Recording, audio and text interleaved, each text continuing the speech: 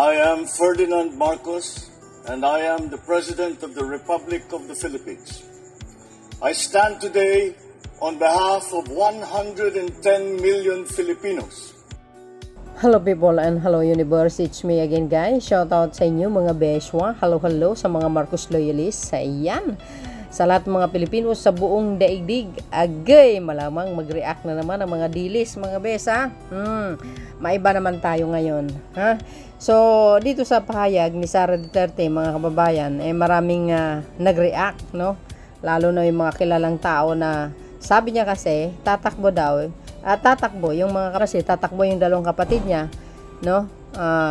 Si Pulong at saka si Basti, no? Plus yung kanyang ama tatakbo this coming election 2025. Aba, parang ang tingin ko dito guys is talagang gusto nilang palakasin pa ang kanilang political career, no? Na alam naman ng lahat mga kababayan, no, sa kabila ng mga anomalya na issue laban sa past administration sa kanyang ama ay talaga namang sumisingaw ngayon mga besa, lalo na sa mga issue ng formally, no, sa issue ng secret deal, sa issue ng Pogo, dahil si Digong ang nag-utos para illegalize yan. Kaya maraming mga guys, anomalya na nangyayari, mga red flags, lalo na ito sa formally. Naku po, no, nakanaloko na. So dahil dito mga kababayan, ano po ang palagay nyo, no, sa kanyang statement na tatakbo ang kanyang dalawang kapatid plus yung kanyang ama? Para sa akin, no, ay ikot ko lang yung sinabi ni Pangulong Marcos Jr. Well, sabi niya, this is a free world, this is a free country, you can run whatever you want, diba? Tama naman si Pangulo guys, ha? Tatakbo ko hanggat gusto mo, no? We are in a free country, demokrasya. Kaso lang sa mga nangyari, disgrasya guys. We are in a democratic country, ika nga sa Tagalog, nasa demokrasya tayong bansa, pero dahil sa mga lumalabas, agay, disgrasya ang abutin, lalo na sa West Philippine Sea. So dahil dyan guys ay, well, political dynasty, naks na sa tingin ko dito guys, gusto lang nila talaga palakasin ang kanilang political career, no? Well, I think in my own, guys, sariling opinion or thinking, parang for lang, no? Yung kaya sila tumakbo, no? Para ipakita sa madlang people na malakas sila. Ang tanong, ibuboto kaya sila ng majority ng Pilipino? Remember, guys, sa kabila ng mga issue laban sa dating Pangulo, agay, medyo tagilid sila. Ang tanong, ibuboto kaya sila ng majority ng Pilipinos? Alam po natin is, ang majority ng Pilipinos ay anti-China, mga beswa. Alam po natin lahat yan, Well, ako, dati binuto ko ito pero hindi na. Never again. Okay? Para lang sa akin, palpak ang pamumuno. Well, kawawa lang ang taong bayan dito, mga beswa. Pakinggan nyo guys yung kanyang sinabi, okay? Feel ka na 2025 senador? Ingon sa ako ang mama.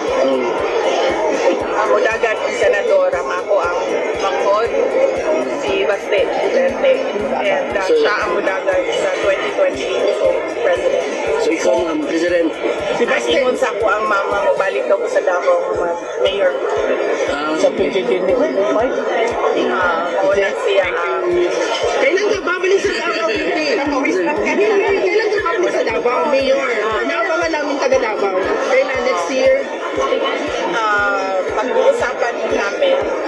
So, wala kayo idea kung magre-resign kayo as VP? Wala namang ganong usapan? Walang gano'n na usapan. So, next year noong 2025, mayroon kayong senador campaign?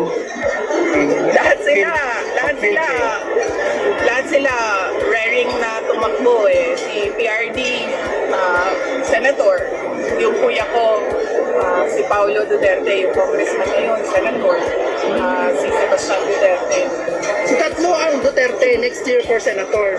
Yes, tatlo ang Duterte next year. Confirm na ba yan galing sa UVP? Okay na yan? Okay na yan? Walang president sa Duterte mo? Walang mag-president sa Duterte? Ang ingon sa ko ang mama nga kung manood ko yung dagat ko. Oo, diba? tatlong Duterte tatakbo sa 2025. At sabi nga, babalik siya sa pagka-mayor. Pero guys, isipin nyo natin din na isa siyang vice-presidente. I don't think pwede po yun, no? So, kung tatakbo sa pagka-mayor, dapat mag-resign siya as a VP, no? So, parang weird ang dating kasi nasa taas kang posisyon, tapos bumaba ka sa pinakamababa, di kayo naloka, no? So, isa lang ang nakikita ko, guys, in my own, sa kaisipan ko lamang, parang hindi niya kaya ang mamuno ng pinakamalaking guys, na higher position, nga. Kasi kung sabi niya magme-mayor siya uli, no, dahil tatakbo yung kapatid niya tsaka yung ama niya, babalik sa pagka-mayor, ano yun, di ba? Dapat mag-resign siya as a VP. Di mag-mayor na lang siya, di much better. Wala naman pipigil sa kanya Tapos tinanong pa sa kanya kung yung kapatid niya, si Baste, magpe-presidente. Ang taas ng lipad, no? Ang tanong, bubuto pa kaya kayo ng taong bayan? Mga kababayan, sa kabila po ng kanyang pahayag, no, sa kanyang statement, ito po yung sagot ni dating Pangulong Duterte. Parang kinontra yata itong statement ni Sara Duterte, guys. Paiba-iba talaga yung mga utak nitong mga to. Naloka na. Ito, guys, basahin ko yung sinabi ni dating Pangulong Digong, basahin ko na lang. Ito na, no? But before that, guys, don't forget to like, hit the button bell para lagi kayo update sa aking mga upload video. Ang gulo nitong pamilya na ito, naloka ako. Nakikita nyo, mga kababayan. Ang gulo talaga nila, sabi. Ay, talaga to.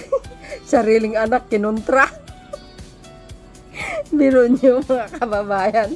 Ang sabi, nakakaloka tong mga to.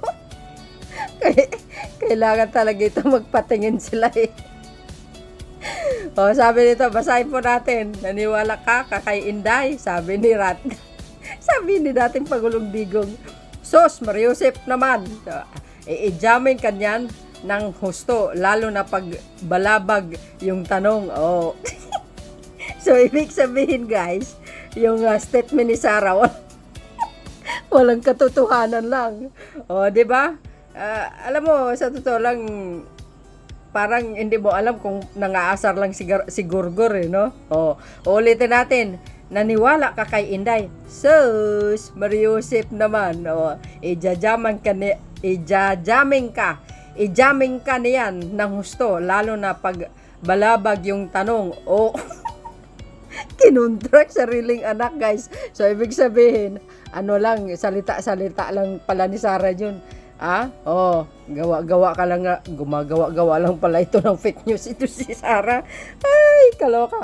Hindi na ako babalik ng politika. Tapos na po ako. Laos na. Siya na mismo nagsabi na laos na siya. Laos na si dating Digong, dating Pangulong Digong. Mga DDS, paano yan? Hindi na po siya babalik sa politika. Tapos na raw siya. Itong mas masaklap, laos na ako, sabi niya. Wala na akong panggastos, wala na lahat. Ang naiwan sa akin, siguro, yung yabang. Mayabang naman talaga yan si Digong, guys. Mayabang hanggang salita lang. Naalala nyo yung isang journalist dyan sa Davao? Hinamon niya ng duelo ito, guys, Tapos yung isang journalist, hinamon niya si Digong. Sabi niya, magkita tayo sa oras na ganito. Nakalimutan yung pangalan, no? Aba, sumipot itong si journalist, guys. Pero si Digong hindi sumipot. Duwag. Ay, naloka ako. Wala na akong panggastos. Wala daw siyang pera. Ay, sus, maniwala ka naman kay Tatay Digong nyo. Madaming pera yan. Kunwari lang mag-ulam-ulam ng tuyo. Pero daghar na kwarta. Agay, puno raba na iyang ATM, no? Yung maisugrali nyo kung saan sa ibang bansa pa nga sinong gumastos doon? Malamang baka si Tatay Diggs nyo. Diba? Yabang mayroon. Mayabang naman talaga yan si Digong. Agay. Maliwanag yan, ha? laos na si Digong, hindi na pwedeng tatakbo. So, kinontra niya yung statement ni Sara Duterte. mag-ama, nagkukontrahan. Agay. So, nasupla si kuan dito nasupla si Garutay dito nasupla si Gurgur dito sa kanyang ama. Saan ka nakakakita ng na nagsama ang tatay pati dalawang oo nga naman oo nga naman, agay talaga na ito si Gurgur kung ano pinagsasabi sa social media. Ay, kinontra, uy. Ulitin natin, mga Beshwa. Mga DDS, malinaw na malinaw. Sabi ng puon nyo yan. Saan ka nakakita na nagsama ang tatay pati dalawang anak? Agay, tatakbo ng senador. Anong gagawin namin sa Senate? Anong gagawin nyo? Anong gagawin nyo sa Senate? Sabi ng Ilocano, agmulong lang kayo latta jayon. Di, agmulang lang.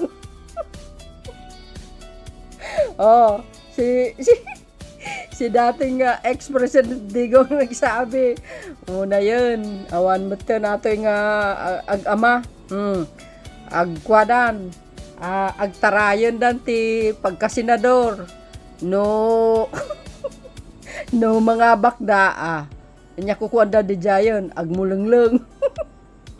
Tunaabak da, agay. Agsida dati urang. Ay, naloka ako guys yan malinaw na. malinaw. Ano daw ang gagawin nila sa Senate? 'Di ba? Magsama sila mag-ama. 'Di ba? Alam niyo ito si Tatay Diggs nyo. Talagang paiba-iba yung pinagsasabi niya. Sasabihin niya ngayon, bukas iba na naman. Sinong maniniwala dito? Mga DDS lang. 'Di ba? Kaya pinagtatawanan ito ng mamamayang Pilipino ito si Tatay Diggs nyo. Ay, naloka. Sa laula ito. Sa laula ito kung magsalita. Agay, nagiatay. Naniwala ka kay Inday. Ibig sabihin, naniwala ka kay Inday. Parang ibig niya sabihin guys, huwag kayong maniwala kay Inday. Sabi-sabi niya lang yun. Oh my goodness, natatawa talaga ako dito kay Tatay Digong. Oy, nako talaga. So, yun guys. Yun lang po ang aking pinakalitis update. See you again on my next upload video. Bye. Baboys! God bless Philippines. Kayo, mga Beshwa, anong masasabi niyo dito? Ay, ako wala akong masabi. Diba guys? Sariling anak, ginurgur. Agay, atakot. Naggurguran da nga duwa. Sabi ng Ilocano, See you again guys. Maraming salamat sa inyong watching. Baboos!